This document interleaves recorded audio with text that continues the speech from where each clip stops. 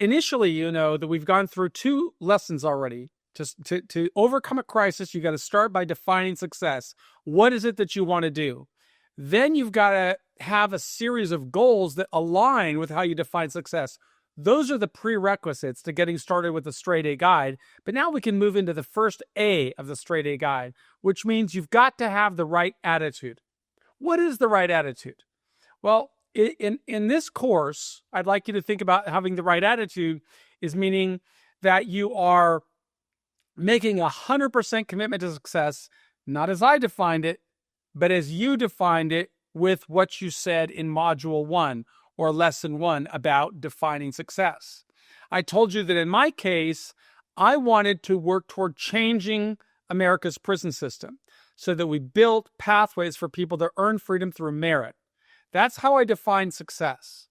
And so I had to set a series of goals that were incremental, but would help me get there.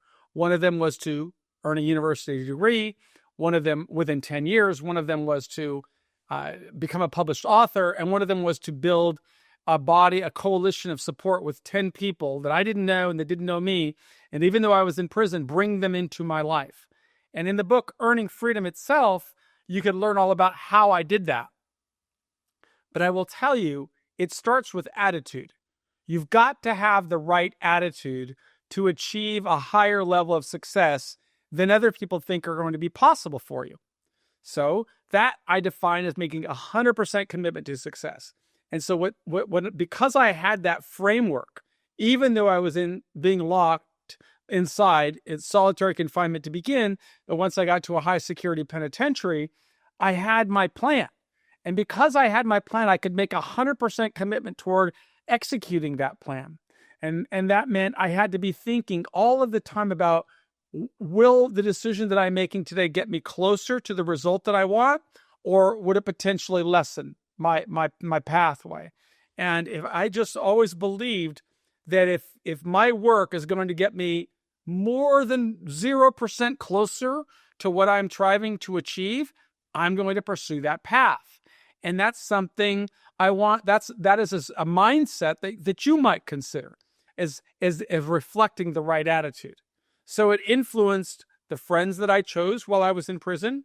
It influenced the job that I tried to get or maneuver my way into while I was in prison. It influenced the place where I lived, how I maneuvered my way into a cell with the specific person who was serving time there.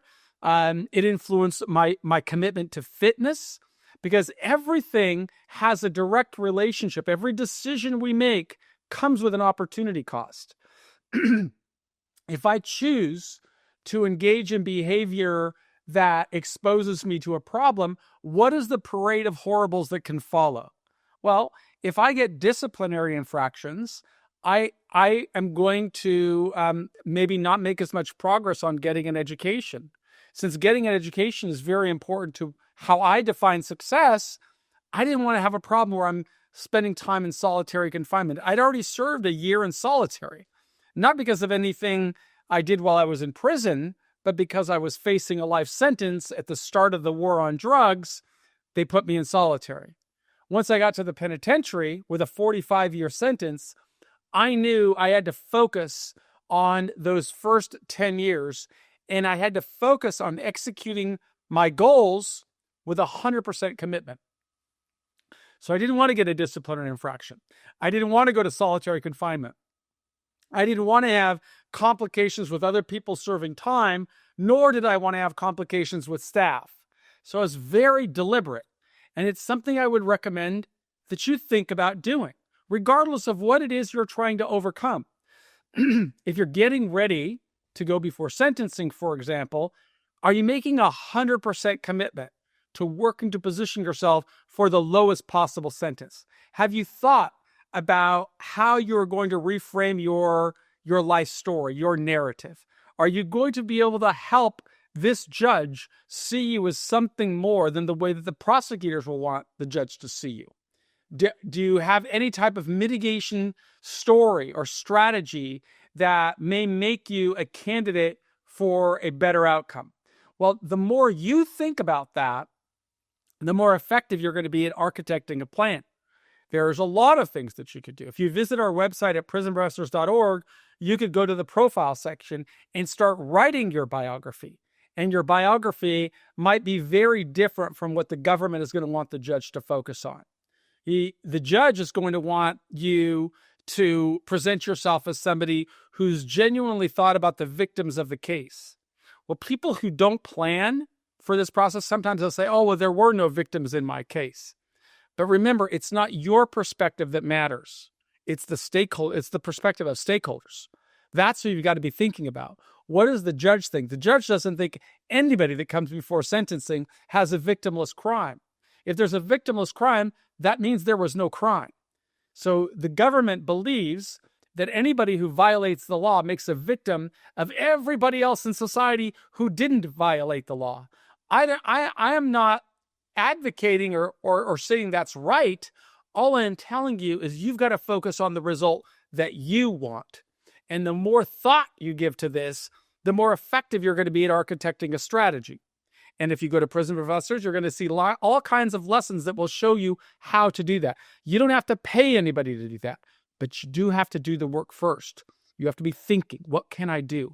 How can I reframe this story so that I am thinking about victims, so that I'm helping the judge see what I've learned from this experience? So I'm helping the judge understand, what have I been doing to make things right? And most importantly, how can I help that judge know that I'm never going to be a problem with the criminal justice system again? Well, it's not only getting ready for sentencing, though. What if you're in prison? What are you doing, and what does your attitude reflect to advance you as a candidate for the highest level of liberty at the soonest possible time? Again, if you develop your profile on Prison Professors, you'll be able to create journal entries that show me your commitment. You know, it's super simple to complain about all the injustices going on around you. I know about that. I did 9,500 days in prison. But I also knew 100% commitment to success means that I need to focus on what can I control, not what the system is doing to me, but rather, how am I responding to that? So that's what it means to have the right attitude. I knew that I wanted to get out of prison and build a career around everything that I had learned. That meant that, that means I can't go get a job selling cars or working in a restaurant or selling clothes in a clothing store or working in construction. None of that is going to get me closer to changing the law. And besides all of that, I didn't see myself as a great candidate for getting a job anyway.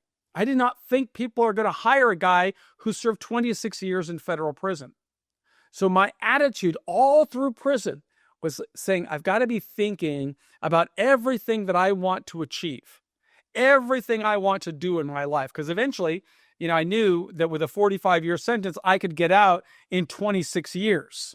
Because I'm under a different law than most people today. I was convicted in 1987. And in 1987, the law held that if I didn't get in trouble in prison, I would earn more good time credits. So on a 45-year sentence, I could finish in 26 years. But if I wasn't ready on the other side of the journey, well, then I would be facing a whole different kind of problems because I'd be unemployed or underemployed. I wouldn't have anything in the world. I had to be thinking, what can I do while I'm in prison to advance me as a candidate for success as I define success once I get out of here? And that's what I would recommend that everybody that's in our courses do.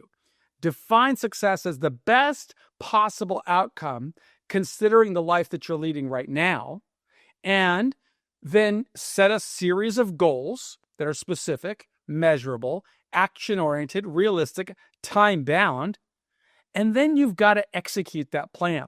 That's what it means to have the right attitude. Always be thinking. I've been out of prison since 2013, and I'm still on this plan. I'm still on this focused, deliberate, intentional strategy of working to try and change the system. And, I don't personally benefit from that in the sense that I'm already done with the system. But I know that when I was in my 8th year, I was as ready to go home as I ever could have been. And I know that there are hundreds of thousands of people in prison that could be better served on home confinement or in a work release program. So I got to build a body of work that will make it easier to persuade others to change those laws or to change policies. I can't succeed without your help. So I'm asking you, use the Straight A Guide as a framework to help you make better decisions. Document your work, build your profile, and I could use your story as part of our advocacy to change the law. My name is Michael Santos. I'm the founder of Prison Professors. I believe in you.